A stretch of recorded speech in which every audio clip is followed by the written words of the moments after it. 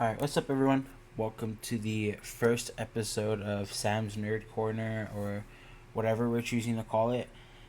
Today, I'm going to be going over C9 against Rosa in the first week of Swiss. I'm going to be talking about the Viper Lotus comp. But before we get into the VOD, I first want to talk about why I think, personally, this is the best Lotus comp available right now.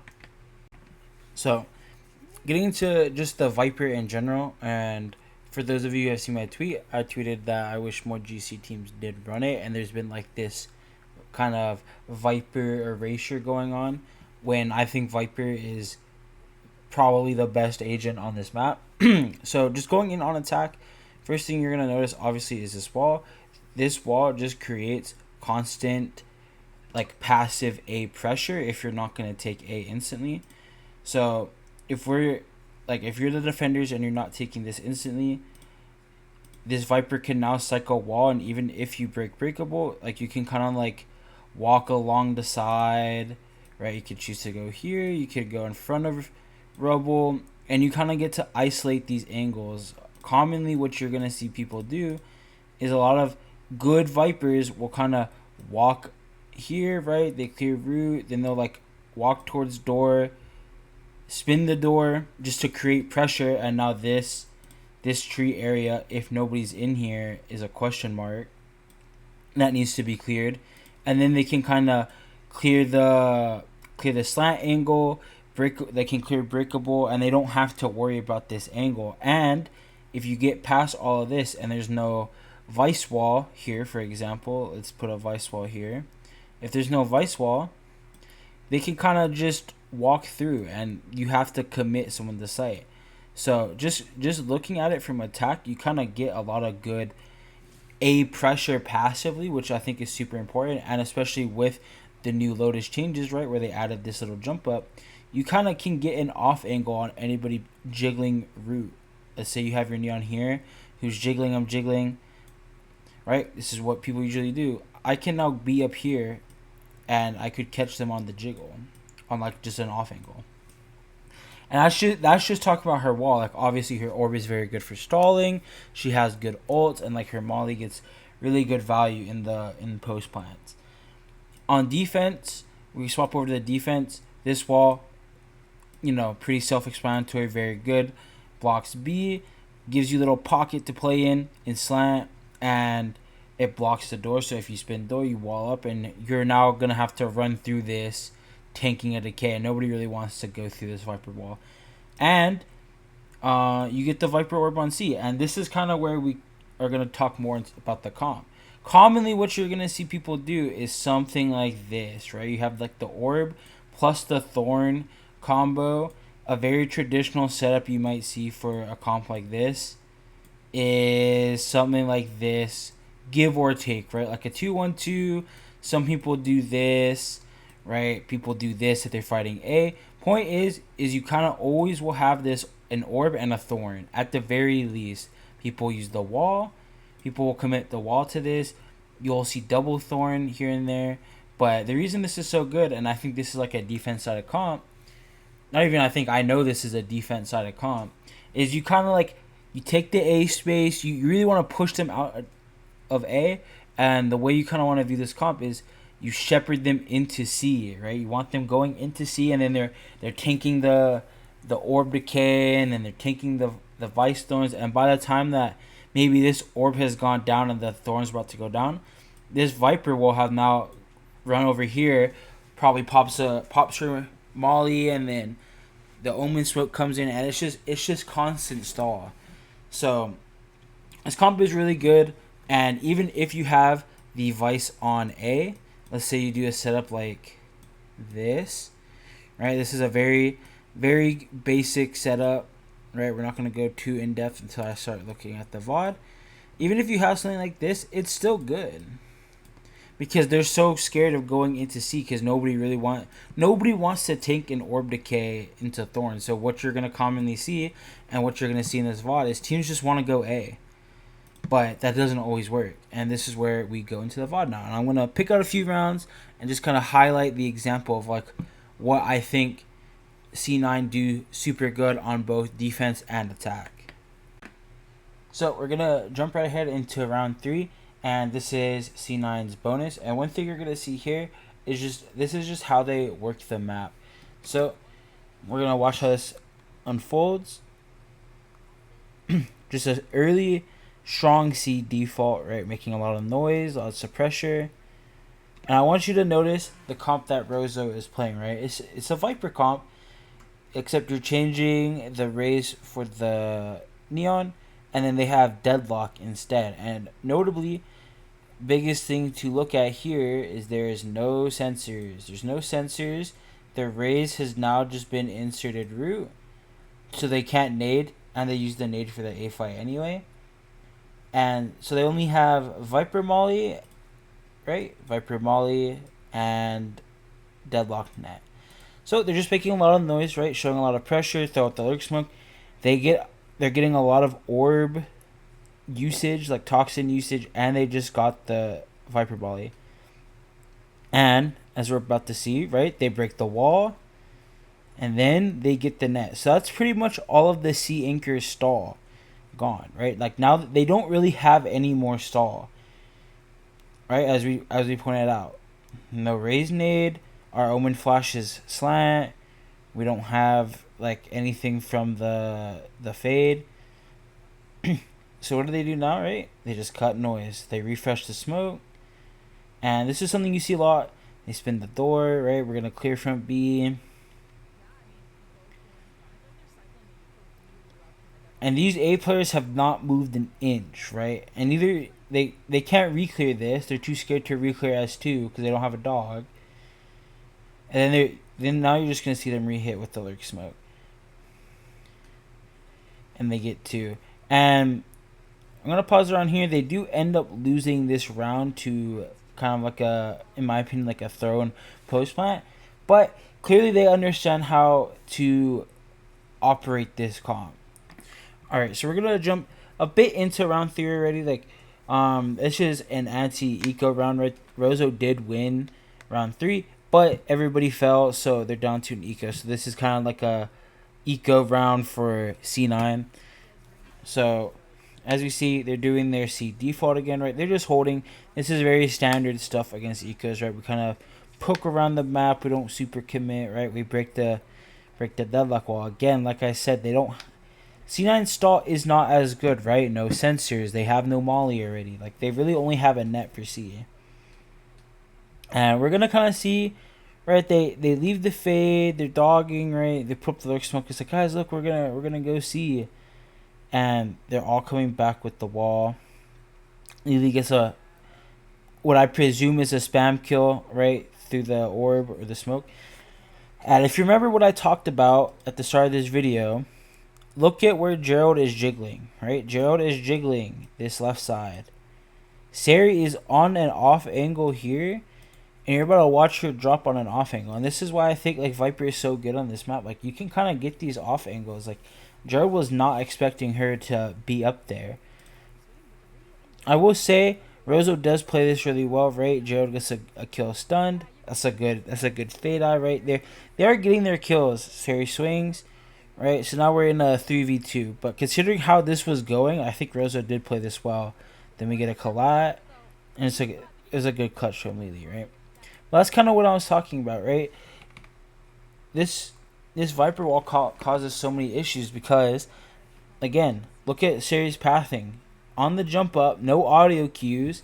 So she's essentially out wide. And if Gerald jiggles, like, back, like, if Gerald were to go up towards the door, there's no way she's clearing this off angle. Because if anything, she's going to be, like, looking here. But, again, she'd be like, well, I would have seen her. So I do think this is another good thing, is like, just with the jump up, Viper wall kind of protects people jumping up, and they can kind of get onto this off angle now. Alright, next round 5. We're gonna see them going into like another C default, right? This is very standard stuff for comps. But don't be tricked, they can do A openings too, as we're gonna get into. So the call here, from what I presumed, is C9 is very worried about a trap play. And I think this is where the Neon really comes into effect. You're going to see Marceline here tap the orb, trap seems to, for Rozo, right, their trap seems to trigger off of orb tap. So they rip Omen Flash, they nade.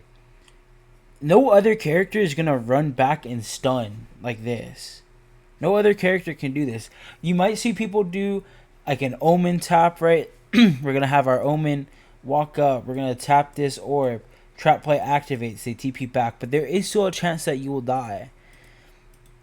But Marceline taps the orb. Instantly just starts running back. Dodges the nade. And stuns. So now, if we look at where the stun landed, that stun would have hit Gerald had Gerald not gotten spammed. The stun has now hit Vex, and Ashley's out mound, isolated. And I think this is really where the Neon comes into effect, is Neon is just so good in these like reactive situations, because a Raze would not be able to do this. If you're worried about a trap play with this Raze comp, you'd have the Omen tap, TP away, and probably get shot.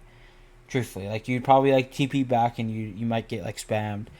But with the Neon in these like micro situations, like Marceline is full running back and just stunning.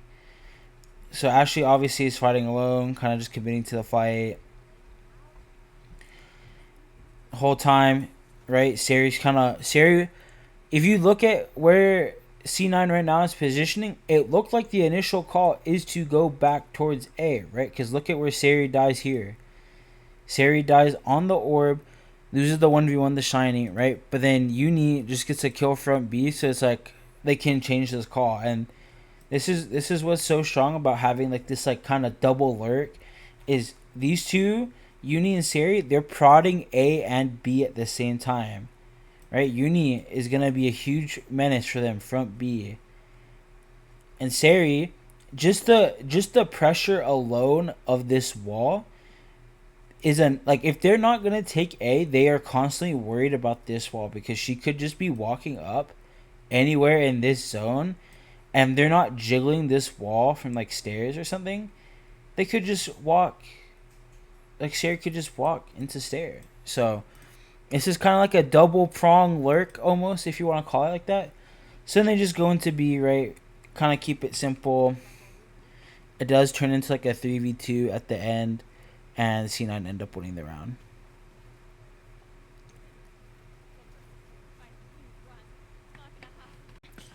And as I talked about earlier, for people concerned about like taking A instantly, as we're going to see in round 7,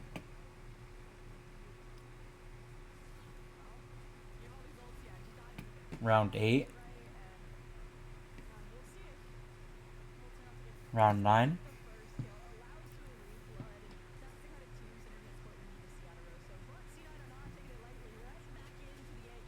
and round 10. In all of these rounds, they've done an A opening. Granted, Rozo hasn't really shown, like, they did like a tether nade, but point is like you can still A open with this comp, and you can beat a lot of commonly used like util, right? Like the deadlock sprinting across will beat a Raze, or the deadlock. The Neon sprinting across will beat the Raze nade. They'll beat the deadlock nade. Like you might get ISO voned, but then your Omen, it can also TP across, you know? Like you can just switch from doing the barrier smoke to a TP. Like there's options for this, and that's why I think that Neon is so good. Is like you can just beat a lot of this util. And with this comp specifically, like you can A open if you want. Like they just did it 4 rounds in a row. So I really don't think there's a reason not to. And even though it's a defense sided comp, it's still really good on attack. It just shines more on defense, which we're going to get into. So we're going to skip ahead to round 15 on the defensive side. And if we look at their setup, this is kind of what I alluded to earlier, right? Kind of got like a 2-1-2. You got Vice Omen on C, Neon Fade A, Viper B. This is pretty common, right? Sari's going to be throwing a orb lineup that lands in the C main choke. So let's look at this round. We'll see how they approach it. They do lose this round, but it was kind of like fumbled towards the late round, right? So Gia one ways and TP's up on the box, and these two are just kind of playing back, right? They're spamming the wall. This is usually what you're gonna see if people aren't showing like an early A open. Is they're going to sit stairs. They're going to try to spam the Viper lurking. So we're going to spam, toss an eye, right? And they're doing this because realistically they're trying to mark the Viper. And that's what you're going to see a lot of good teams do. And if you look at an example of C9 before when they were Ghosts, when they played SRG in the rematch, you will see that Alexis was like sitting breakable and like dumping her whole fade kit to stall the Sari lurk. So Sari wasn't getting as much value. So this is kind of similar stuff. Like they're just spamming, right? Fight. Rosa goes 2 for 2. And like I said, in the mid-late round, it does fall apart a little bit for C9 and Rosa do win.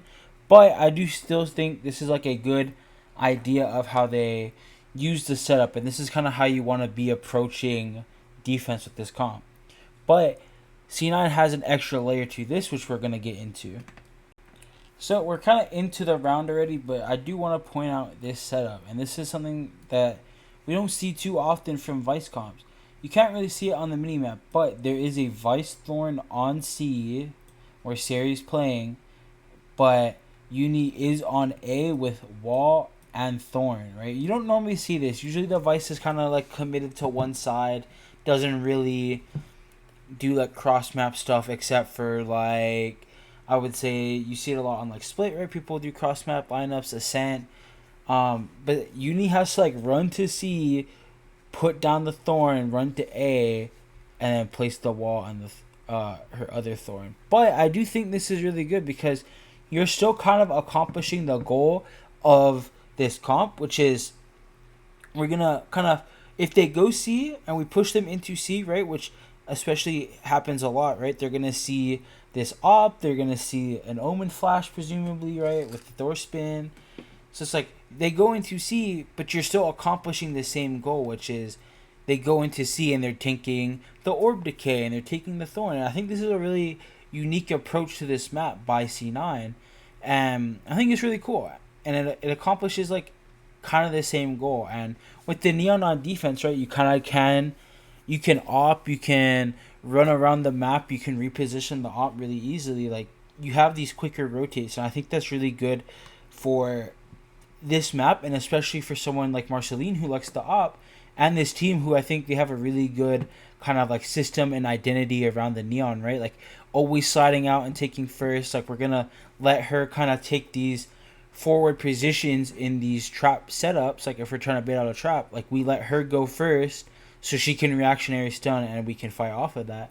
Like this Neon fits this comp really well, and it fits the team really well. So we see Marceline's opping, right? And she could take a shot right here and then rotate to C. But I think this is a really unique round or like setup that they have, right? Marceline does lose his fight, as much as I was just talking about her. But the point is it's a cool setup to have, because commonly what you'll see people do is they'll put the Vice on A and they have this wall here, as we see. They have this wall, and this kind of like almost is view it as like a line of scrimmage in a way, where the Viper now has to either cross that, and presumably you're going to be holding and ready for that, or she's just going to stop behind the wall. You still get value from the Viper because you can still call your team back. Because even if you stop at this wall, you could still have this whole like space. This is assuming you don't spin the door. You can still have all this space. But for the Vice and for the team, it's like they know you can't be past this area, which I think is really good with dealing with the Viper lurk. And when your team, like C9, is just good with playing around this sort of setup, like I think it really fits their identity. Alright, thank you guys so much for watching. I'm sorry it's like pretty scuffed. It's the first one. I'm going to adjust the audio and stuff in future episodes, but join our Discord. I'll be running polls every week to figure out what maps to review next. And I hope you guys enjoy. Is perfect. Silent there by Uni. A 3K to take this map home for C9. Wow, just playing the geometry, playing the lack of information, and taking it one step at a time.